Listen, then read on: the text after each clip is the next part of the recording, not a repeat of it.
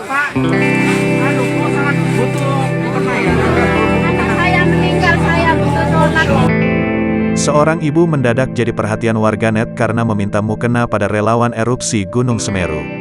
Alasannya pun membuat terenyum siapapun yang mendengar.